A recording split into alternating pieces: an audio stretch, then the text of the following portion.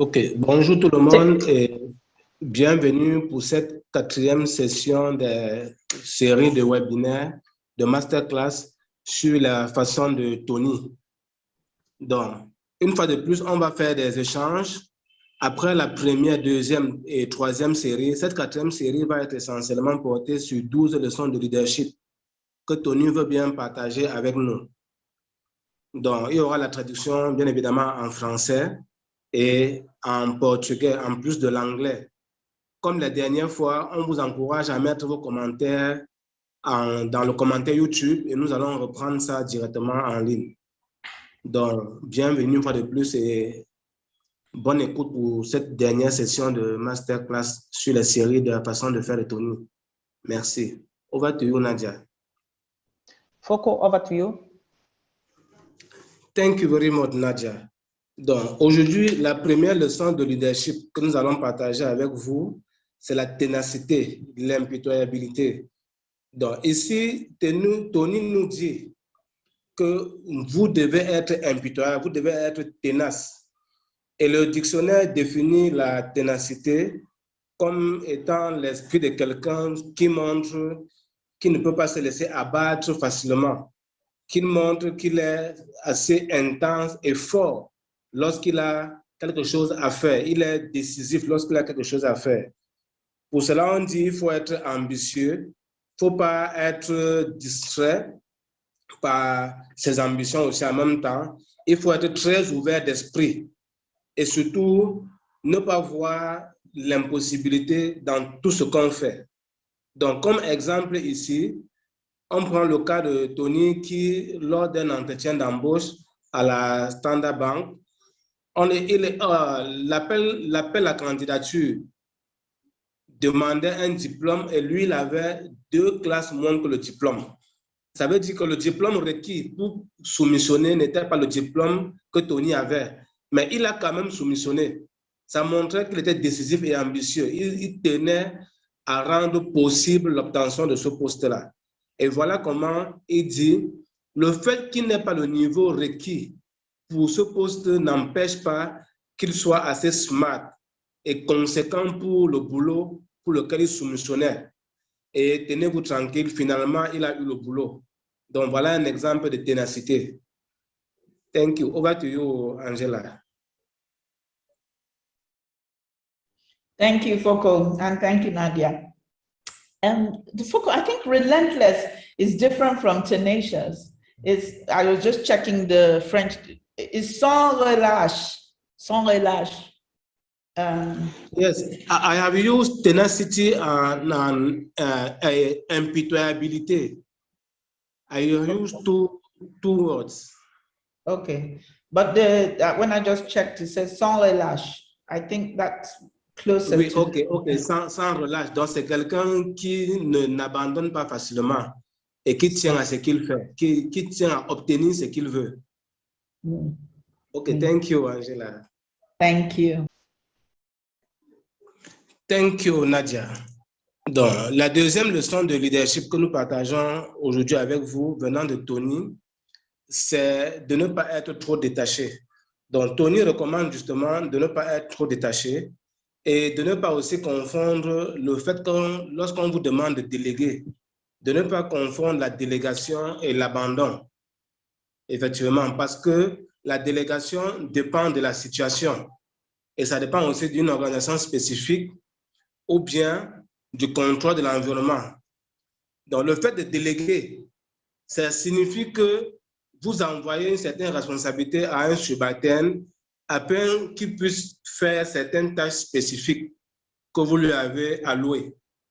Et ça, c'est un caractère important dans le management et dans le leadership. Mais n'empêche que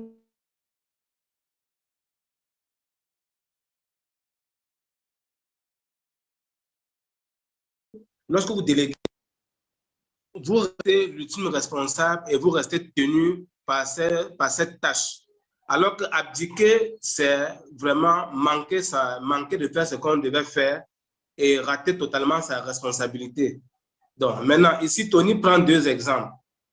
Il prend l'exemple lorsqu'il a eu le recrutement dont on vous a parlé tout à l'heure. Il nous dit et Bitimi Baningo, le directeur général de All State Bank, si lui-même n'avait pas pris le soin de lire la candidature de Tony, vous êtes sûr que Tony n'aurait pas été recruté. Donc voilà quelqu'un qui avait délégué le recrutement à son service des ressources humaines, mais lui-même a pris le soin de lire certaines lettres au point de détecter un talent comme Tony. Et vous connaissez la suite de l'affaire. Tony a été très brillant à ce poste, alors qu'il ne respectait pas les conditions de diplôme pour être éligible au poste en question. Et Tony dit que lui-même, lorsqu'il a repris la banque, il a pris la peine d'écouter et de voir le profil de chaque manager lorsqu'il s'agissait de fusionner la Standard Trust Bank et UBA. Donc, c'est juste pour vous dire que déléguer ne veut pas dire abandonner. Vous devez bien faire cette distinction-là. Donc, merci. Over to you, Angela. Foko? OK. Thank you, Nadia. Thank you very much. OK. Le prochain point, en l'occurrence, le point 3, Tony nous dit « L'âge n'est pas un facteur ». Effectivement, le leadership n'est pas fonction de l'âge. Ça, vous devez le savoir. Vous pouvez être désigné comme un leader, même si vous êtes jeune. Le leadership ne tient pas compte de l'âge.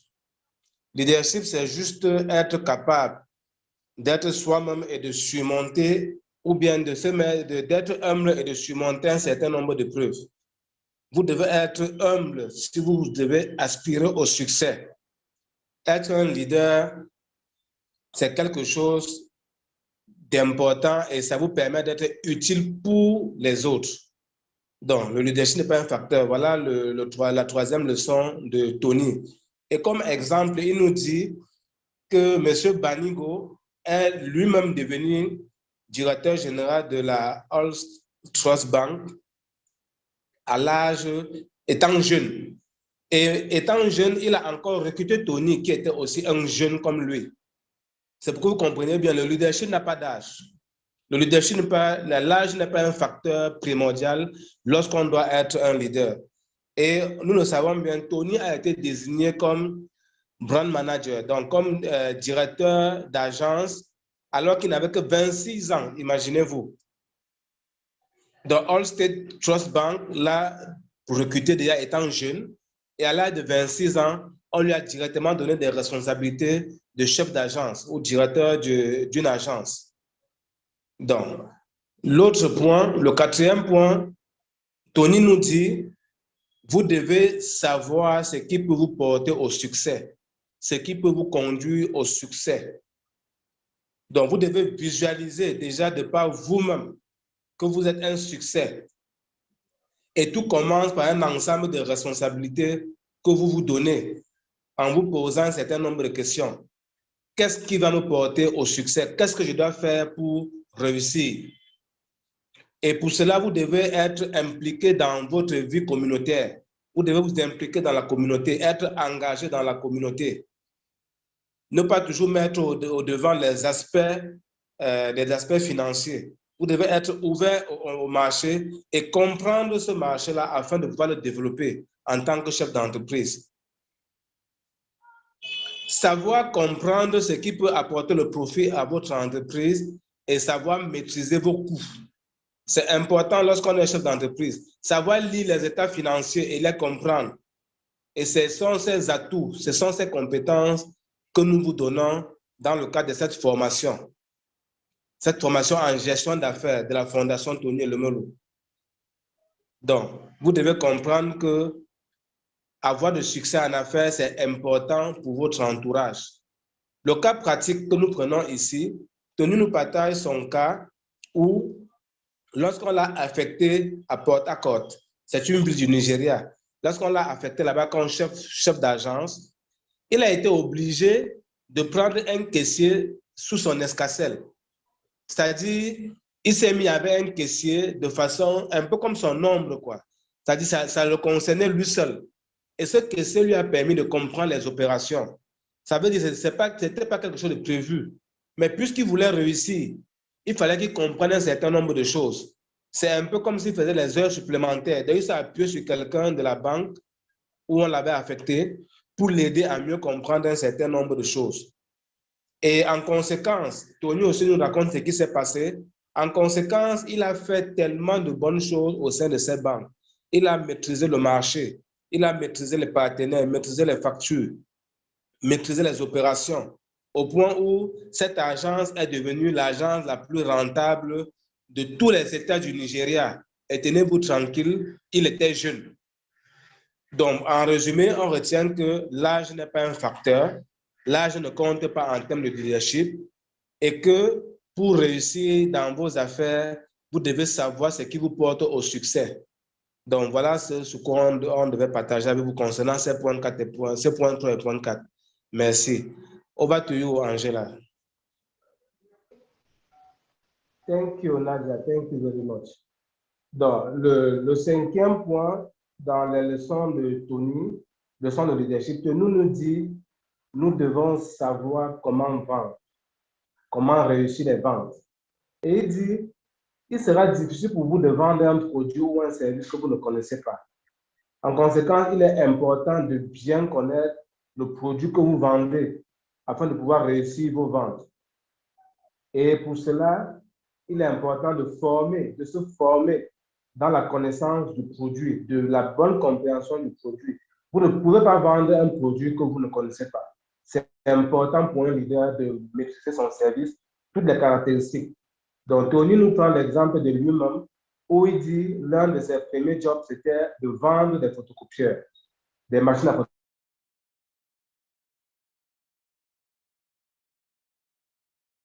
photocopier. Rico. Il a vendu de photocopie au point où il connaissait toutes les caractéristiques d'une machine à photocopier. Donc, c'est important pour vous, lorsque vous devez faire les affaires, lorsque vous êtes un leader, de maîtriser. Dans la prochaine leçon de leadership que Tony nous donne, Tony nous dit l'homme est la clé du succès. L'homme est la clé du succès, les ressources humaines. Vous devez savoir que sans ressources humaines, vous ne pouvez pas réussir en affaires. Et ces personnes qui vous entourent, ces ressources doivent être capacitées, doivent être formées. Vous devez les former, vous devez les rendre autonomes, leur permettre d'être responsables. Et toute organisation doit pouvoir compter sur ce personnel à qui on donne des compétences pour mieux faire les jobs pour lesquels ils sont recrutés. Et les gens autour de vous doivent croire en vous. C'est important pour un leader d'être accepté par la ressource humaine qui est autour de lui. Donc, Tony nous dit, le management de la ressource humaine est la clé. Vous ne pouvez pas arriver au succès en tant que leader si vous ne prenez pas soin des personnes qui vous entourent. Et le résultat que vous obtenez, c'est toujours à travers les autres que vous obtenez ce résultat. Et il dit, durant les interviews, soyez attentifs à la passion des personnes que vous voulez recruter et surtout, tenez compte des autres intérêts qu'eux ils ont. C'est important de poser la question sur leur passion et sur leurs différents centres d'intérêt. Ça peut vous inspirer pour savoir qui est la personne, pour mieux savoir qui est la personne que vous recrutez. Donc, voilà ce quoi Tony a partagé avec nous. Et comme exemple, il prend son exemple lui-même en disant que lorsqu'on l'a pris à Allstate, lorsqu'on l'avait mis comme directeur d'agence à Port Harcourt, il a fait ceci. Il a bien observé le directeur général et il s'est rendu compte que le directeur général ne s'était pas trompé sur son profil. Il a dit, Tony, tu as le profil pour pouvoir être le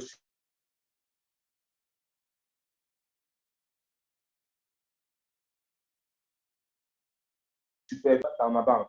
Et pour cela, Tony a pris la peine de bien maîtriser toute sa ressource humaine et il prenait le soin de promettre, de promouvoir, voilà, de promouvoir ceux qui pouvaient être promus. Et pour cela, il formait son personnel. Il était très ouvert avec son personnel, que ce soit en tant que directeur à la Standard ou bien à UBA. Il de manger à la cantine avec son personnel. Donc, Tony est très sociable. Il est très sociable et il s'habitue aux personnes qui l'entourent. Il se rend convivial. C'est donc un autre caractère qu'on vous permet d'avoir lorsque vous êtes un leader.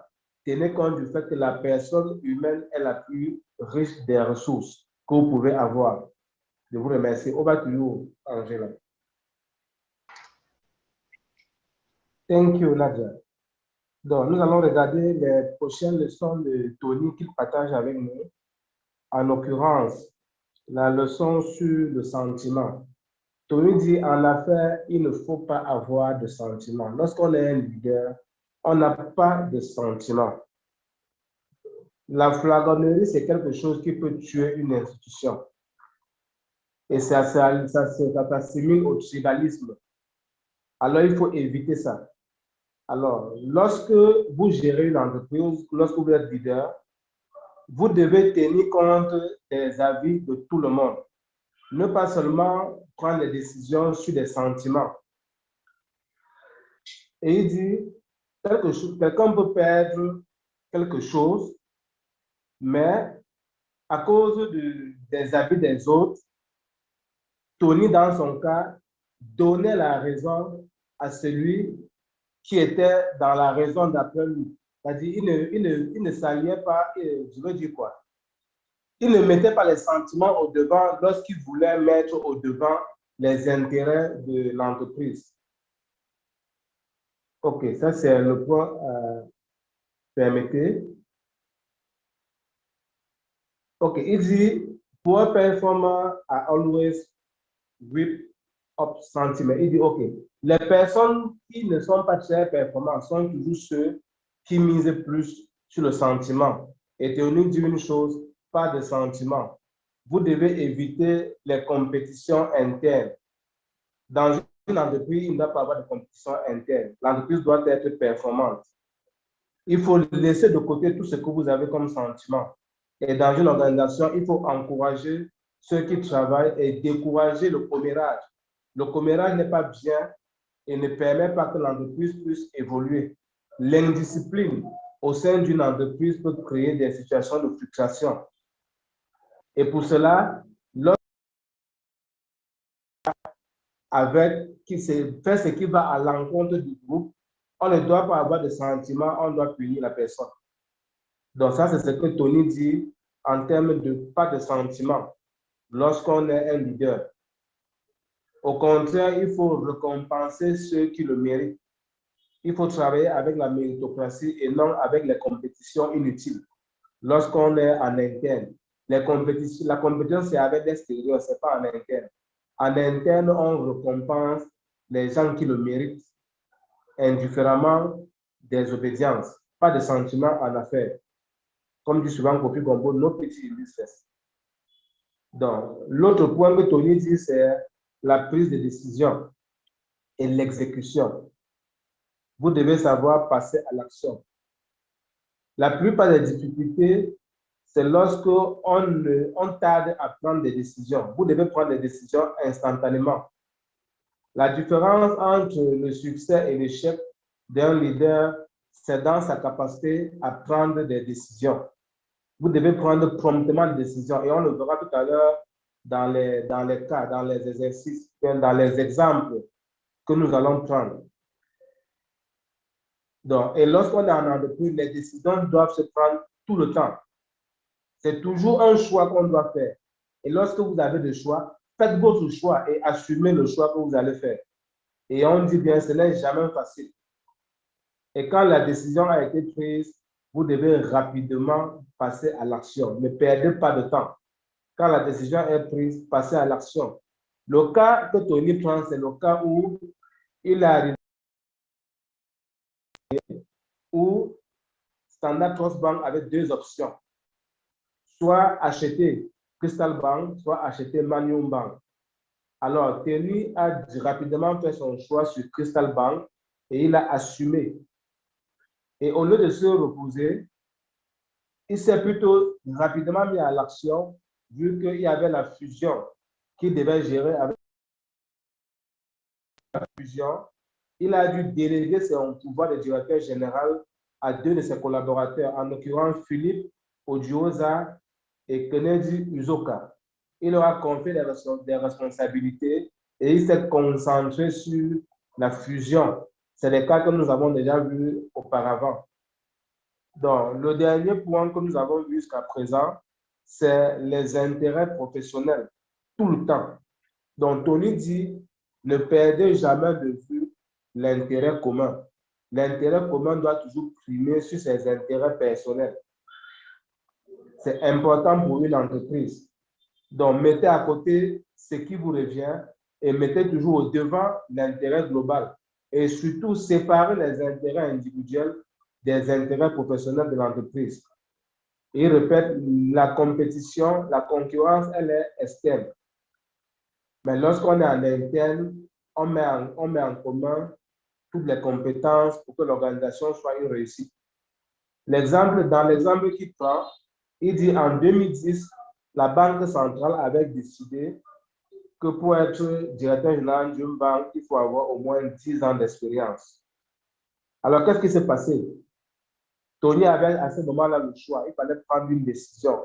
Est-ce qu'il devait aller à l'encontre? Est-ce que UBA, la banque gérée par Tony, devait aller à l'encontre du régulateur?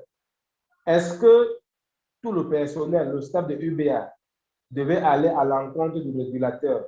Est-ce que les clients de UBA, non, les clients de UBA ne voulaient pas que Tony aille à l'encontre du régulateur.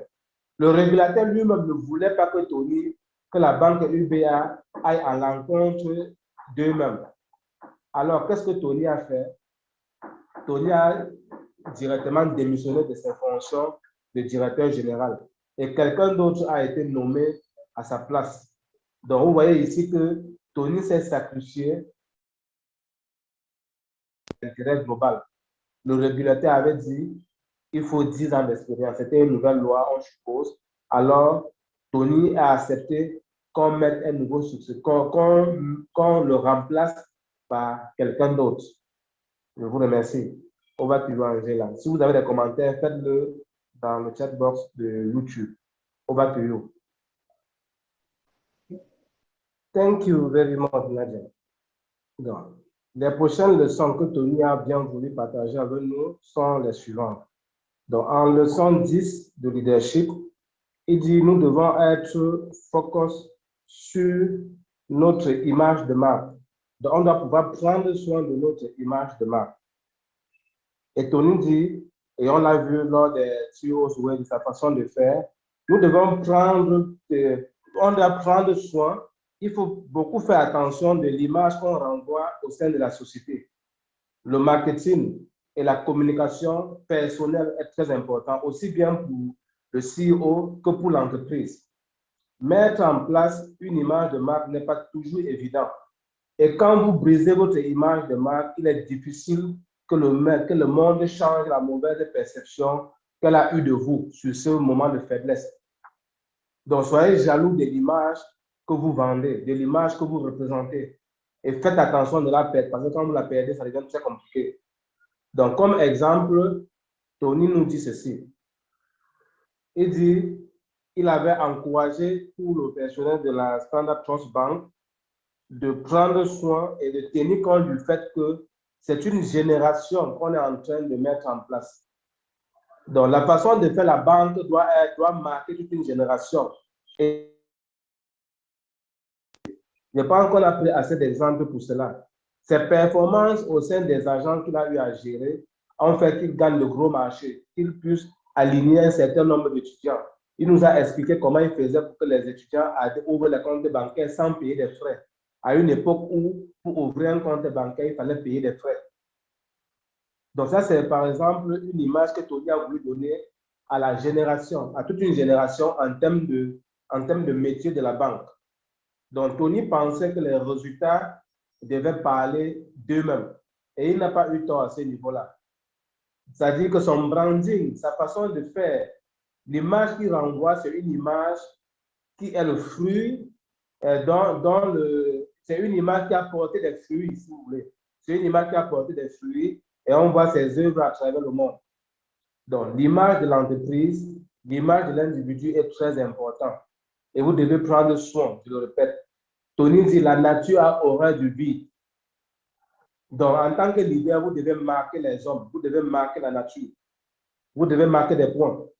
C'est important. Et Tony avait une image tellement forte qu'à un moment, on l'appelait cowboy. Vous savez tout ce que veut dire un cowboy. Donc, c'est quelqu'un de la situation, c'est quelqu'un qui sait apporter des solutions. C'est à la limite un héros.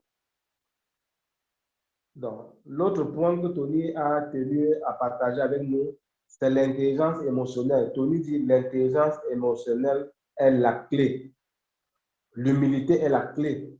Vous devez vous rassurer que sur le plan social, vous prenez soin de ce que les autres pensent, de l'image que vous renvoyez. Ça doit être une image qui représente la personnalité que vous êtes au sein de la société. Les gens vous devez inspirer confiance aux gens et les gens doivent comprendre votre position. Vous devez communiquer. Et les leaders sont aussi des personnes qui écoutent. Et le leader, certaines personnes ne parlent pas seulement. Et les leaders doivent être des personnes aussi qui sont très attentifs à ce que les autres pensent. Donc, le dernier point que Tony partage avec nous, Tony nous dit une chose, le leadership est situationnel. N'oubliez jamais. Le leadership dépend de la situation.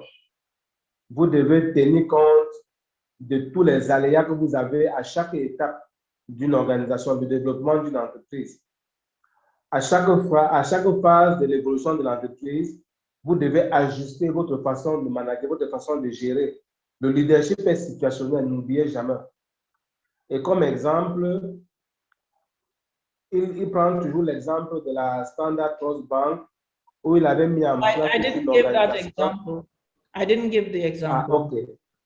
OK, thank you. Donc, je pense qu'on en a fini pour aujourd'hui en partant sur le point où on retient que le leadership est situationnel. Vous devez toujours prendre des exemples. Merci beaucoup à vous de votre écoute. Faites vos commentaires dans YouTube, partagez avec les autres. Et nous allons passer la parole à Angela. You have the floor.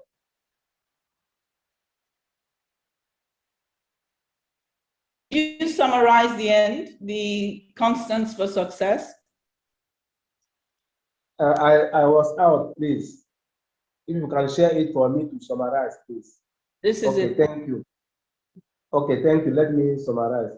Okay, donc en résumé, nous avons quelques constantes dans le succès que Tony partage avec nous. Donc, il dit la gestion des hommes, l'habilité à recruter, à développer et à récompenser les personnes disciplinées, la ressource humaine. Il dit il faut pouvoir définir la direction et être focus sur le but de l'entreprise. Mettre en place des étapes importantes, les jalons d'une entreprise et les rendre mesurables au fur et à mesure qu'on avance, au fur et à mesure qu'on exécute. Il dit la discipline doit être quelque chose à faire et toutes les idées doivent être matérialisées en action. Les grands leaders sont toujours très disciplinés. Ils sont fermes et disciplinés, ne l'oubliez pas. Les grands leaders sont très légers, mais bon, je n'arrive pas à décoder ça, avançons. Il dit les grands leaders sont des personnes qui ont une forte culture d'éthique et ils sont aussi très impliqués dans la conduite d'une entreprise. Ils prient pour que les choses arrivent bien, ils montrent l'exemple, ils propagent et ils protègent tout ce qu'ils ont comme culture et éthique d'entreprise. Et surtout, ils ne tolèrent pas les déviances. OK, it's okay, Ma. Over to you.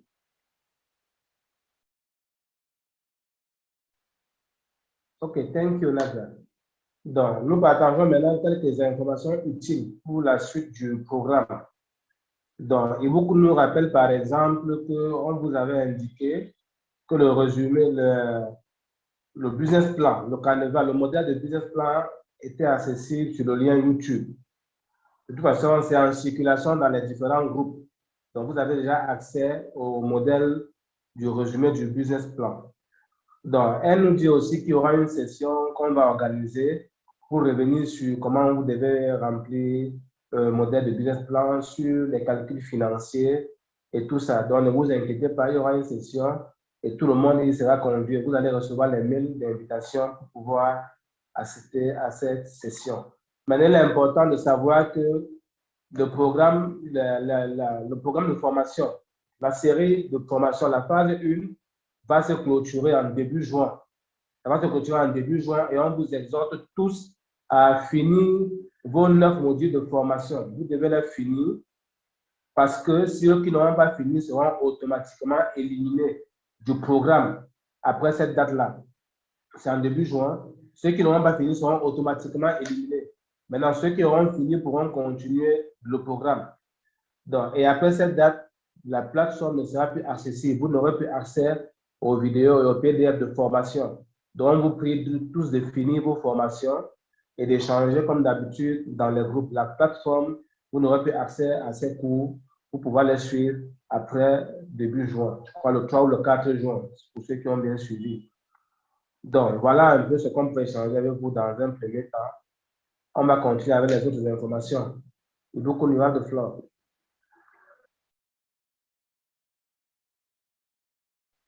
OK, thank you, Nadia.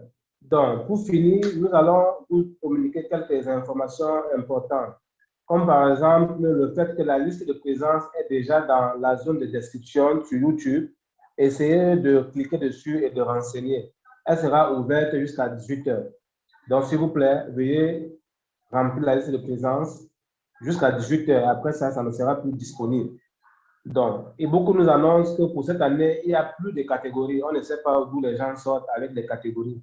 Il n'y a plus de catégories pour la session 2022 de cette formation en gestion d'affaires de l'atelier de la Fondation Tenu elle-même.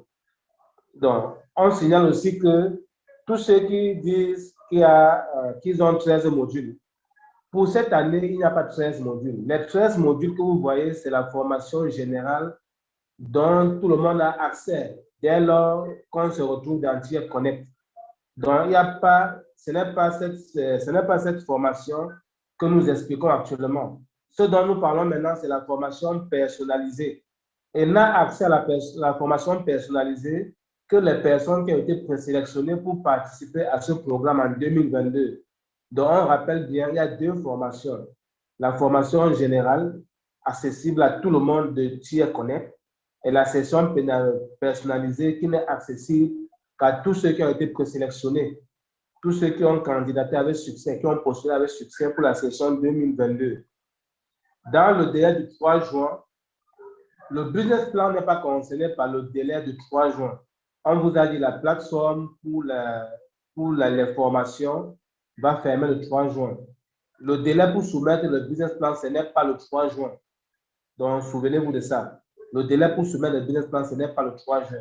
On reviendra dessus plus tard. Les critères maintenant pour vous sélectionner, il y a bien évidemment l'algorithme de performance que vous connaissez. On vous a toujours parlé de performance. Soyez engagés, participez aux formations en direct, remplissez la liste de présence. Mais il n'y aura pas que ça qui va permettre de sélectionner ceux qui vont continuer l'aventure. On tiendra compte aussi des différents critères des partenaires. On tiendra compte aussi des critères régionaux et des critères de genre. N'oubliez pas que ce programme est suivi dans tous les 54 pays d'Afrique.